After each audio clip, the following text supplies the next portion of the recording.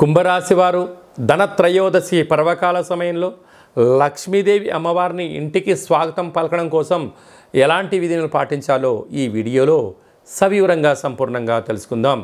కుంభరాశిలో ఏ నక్షత్రాలు వస్తాయనగా ధనిష్ఠా నక్షత్రంలో 3వ పాదం, 4వ పాదం, శతభిష నక్షత్రంలో 4 పాదాలు, పూర్వాభాద్ర నక్షత్రంలోని 1, 2, 3 పాదములు కలిపితే కుంభరాశి అవుతుంది.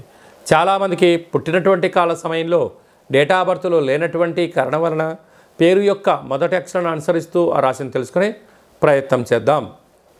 గు, గే, గో, సా, సి, సు, సే, సో, ద అక్షరాల వారందరూ కుంభరాశి జాతకులే. కుంభరాశి యొక్క అధిపతి శని భగవానుడు.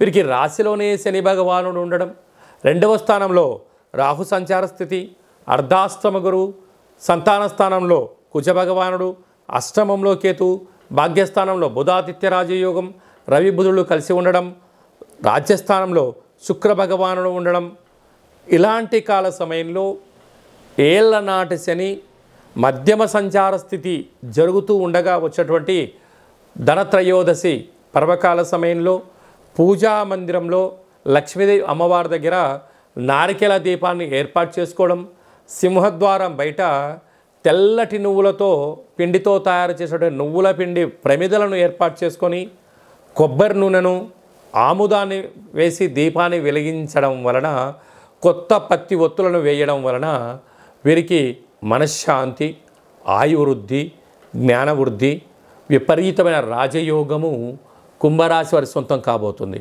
కనుక సాఫ్ట్వేర్ ఉద్యోగస్తులు, హార్డ్వేర్ ఉద్యోగస్తులు, విదేశాలకు ఎక్స్పోర్ట్స్ ఇంపోర్ట్స్ బిజినెస్ చేసేటివారు, హోటల్ వ్యాపారస్తులు, అలాగనే సినిమా రంగాల్లో పనిచేసేటివారు, ఛాయాచిత్రాల్లో పనిచేసేటివారు, యూట్యూబ్, వాట్సాప్, ఫేస్బుక్ క్రియేటివ్ రంగాలుగా ఉండబడిన వారికి వీరి యొక్క జన్మ నక్షత్రం రోజున పూర్ణిమ, అష్టమి తిథుల యందున తొందరపాటు నిర్ణయాలకు ఇది సరైన సమయం కాదు.